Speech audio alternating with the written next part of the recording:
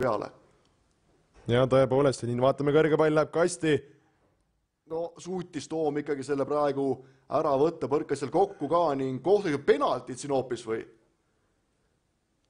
Kas tõesti kohtunik fikseeris selle, et Mait Toom pallini ei jõudnud? Ja läheb tasku kallale ka ning õnneks on see värv sealt kollane, mis veel Gibraltarilt tuleb, aga praegu väga tähtis moment, et Flora nüüd ei jääks nii varakult kaotusseisu ja siis oleks juba natukene raske. Vaatame, kas Mait Toom suudab olla sangar ja Flora praegu päästa.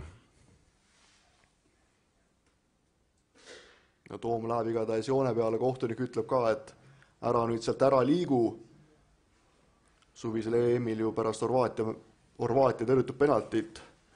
Sellest pikalt on räägitud, et väravavahid kippusid sealt joone pealt ära liikuma ning nüüd on Gibraltari meeskond valmis lööma ning läheb löögile ning ikkagi aimas ära Toom küll suuna, aga alla nurka on ilusti, et seal ei olnud praegu võimalust ning kes see selle penalti lööja oli?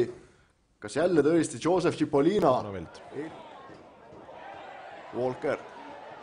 Väga enesekindlalt mängitakse, Walker läheb kaitses mööda ja kus nüüd on siit abilisi?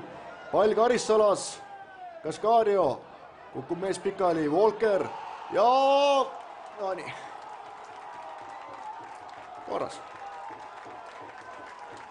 Calderon lööb siin ära vahetussekkunud mees ning no kas ta selles kollase kaardi ka lööb siin veel ühe VLC playeri pikali, aga no juubeldamine on siin täielik ja Gibraltari jalgpallimeeskond on tegemas ajalugu. No tõsi küll, kui Flora peaksid ühe veel tagasi lööma, siis läheks asi lisaajale, aga